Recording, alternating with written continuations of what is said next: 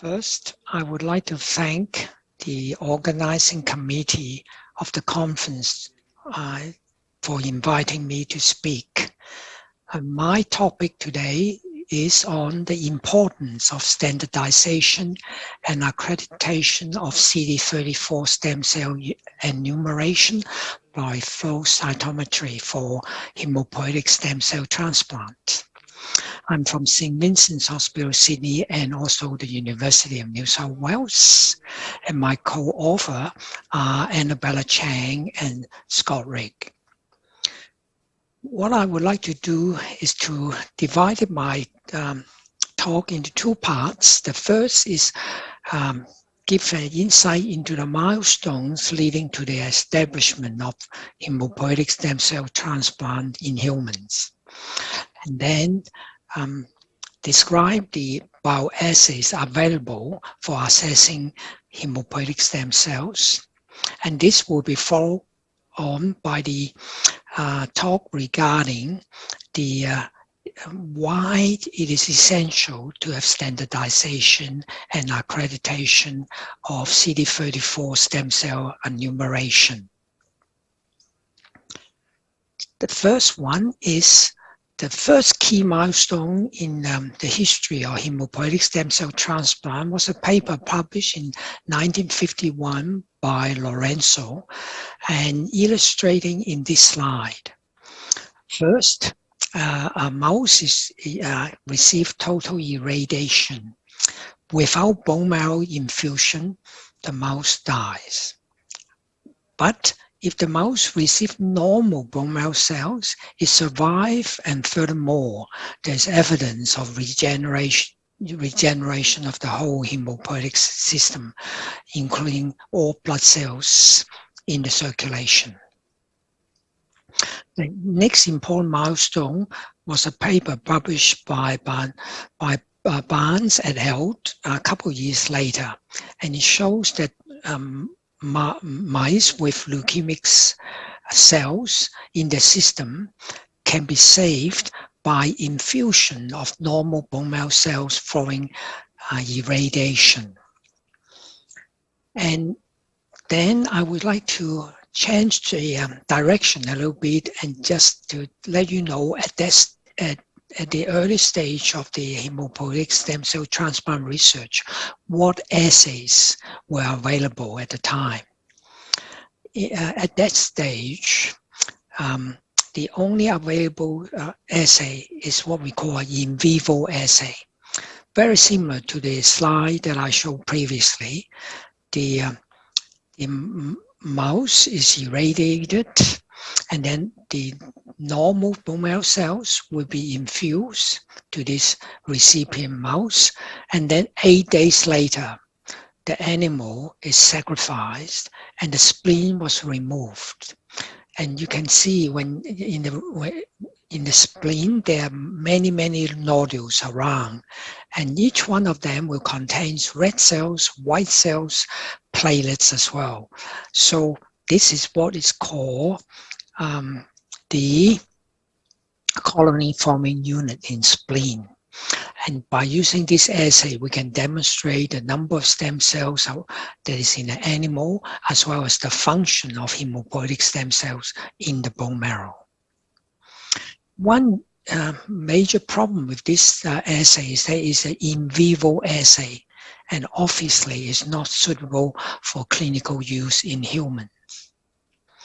So the next milestone is a few years later when Teal and McCulloch published a paper showing that you can actually assess hematopoietic stem cells using a culture method in semi-solid agar system that you put in a petri dish and put the bone marrow cells inside with the right culture medium, etc.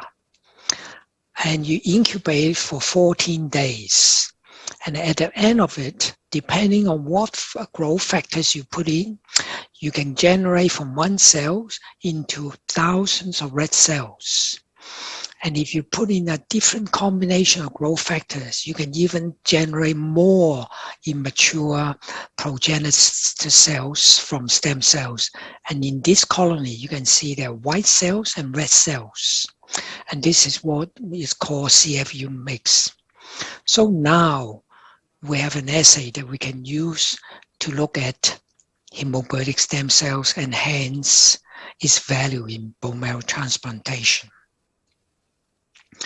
The next milestone is that Donald Thomas in Seattle, United States, then started experiments on dogs based on a successful outcome that was published in mice. And then he followed that up with clinical studies and was able to report in the 1970s, early 1970s, that patients with acute leukemia and aplastic anemia can be cured by transplantation. And Donald Thomas was awarded the Nobel Prize for his pioneering work 20 years later. A little bit later, in the late 1970s, St. Vincent's Hospital, where I work at present, reported successful allogeneic bone marrow transplant in Australia. To give you an example, a patient who had aplastic anemia was transplanted in 1978, and she remains well 40 odd years later. The next, I'd like to switch to the issue of how you measure or count the hematopoietic stem cell in donor products. In early days, the only way you can get a hematopoietic stem cell is by direct harvesting bone marrow cells from the bone marrow itself. So the way you measure the number of bone marrow stem cells is by doing the total nucleated cell count. That's the only way you can assess whether there's enough stem cells in the product for engraftment after transplantation. However, nucleated cell count is an inaccurate measurement of the number of hematopoietic stem cells because it measures all myeloid and lymphoid cells in various stages of maturation besides hematopoietic stem cells. However, colony-forming unit assay plays a quite important role because besides counting the number of stem cells, it also tells you how good are the function of the stem cells.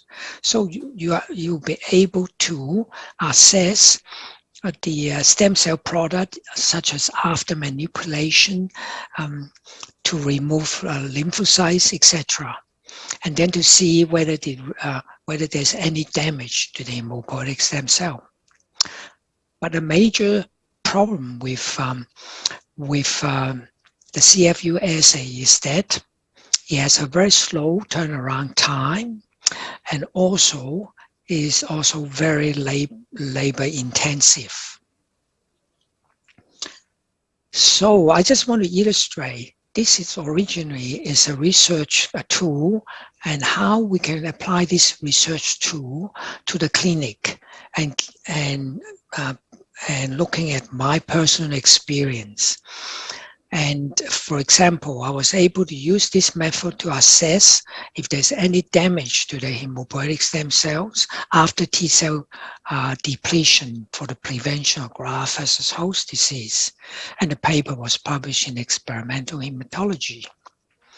I was able to demonstrate we can concentrate the stem cells into a much smaller volume and for cryopreservation and transplantation, published in Transfusion. And also, I was able to develop methods to improve the stem cell survival after cryopreservation of not just bone marrow cells, as well as peripheral blood cells from patients with chronic phase CML. And another example is that for ABO incompatible transplant, we can remove the red cells and patients still able to have adequate engraftment afterwards, mobilize Philadelphia negative blood stem cells after cyclophosphamide and GCSF in patients with early chronic phase CML. And more recently, we were able to combine gene therapy approach together with autologous stem cell transplant to perform the first in human clinical trials for using this gene therapy and autologous stem cell transplant as a potential treatment for patients with HIV. Now, the next major change in the human transplantation field is that it was discovered by my colleagues in Adelaide, in Australia, in the late 1980s, that you can actually collect peripheral blood stem cells after chemotherapy and GCSF. And because you have to plan how many pheresis or collection you have to do the next couple of days, and therefore it's vital to have a rapid quantitative test for stem cells so that you can organize whether this person will need one or more apheresis procedures. And around that time, flow cytometry has become a routine laboratory machine for measuring cells. And also, CD34 antigen was found to be a unique cell surface protein that is present in its hematopoietic stem cells. And therefore, flow cytometry became a useful assay to measure CD34 or hematopoietic stem cell number in cell products. And its important thing is that it has the same day turnaround time. And it was demonstrated by using this flow cytometric assay as the number of CD34 cells collected and infused correlated with successful engraftment post-transplant, and also to be a suitable assay to guide peripheral blood stem cell harvest. The next is that increased the number of transplantation around the world, and it resulted in procurement of donor hematopoietic stem cell products globally. This in turn resulted in increase in international collaborations, increased in exchange of information as well as participation in multi-center clinical trials. And this means that it's important to have a standardization as well as accreditation of transplant procedures, including enumeration of hematopoietic stem cells, to allow harmonization among laboratories around the world, and importantly, to maintain and improve patient outcome. So this is the important aspect, and from now on, I'm going to focus on standardization and accreditation issues. FACT and JC is an international standards that was found. These two foundations were founded in the late 1980s and 1990s. One is developed in North America, the other one is developed in Europe. And as most of you is familiar with FACT-JC, I just want to emphasize that why is it important to have the accreditation. Publications since 1990s by both JC and as well as FACT teams consistently show better patient outcomes in accredited transplant centers compared to those who are not accredited. The ultimate benefit is that a wider standardization of procedures across the globe contributes to provide patients with similar transplantation therapy, even when assessing different healthcare systems. Next, I want to use my experience working with the Royal Australian College of Pathologists and Australasia Hematology QAP program in the last 20-odd years on how the development of external QA assurance program, so EQA from now on, external quality assurance program, has impact in the clinical management of patients. The first study we did, the first EQA study we did was in 1994. This is the y-axis showing the number of CD34 per kilogram of body weight stem cell needed for adequate engraftment. This dotted box here represent the range where adequate engraftment can be ensured if you have this number of hematopoietic stem cells per kilogram of body weight infused. There were 20 centers involved in this study, and as you can see, some of the centers, 4 of them are measuring it and saying that, oh, this is more than enough of stem cell we collected, and therefore you can stop collecting. However, there's again is 5 of the centers in this trial shows that they will say there's not enough. We need to collect more. So this study shows that there's a wide variation in the way we measure CD34 stem cells by flow cytometry.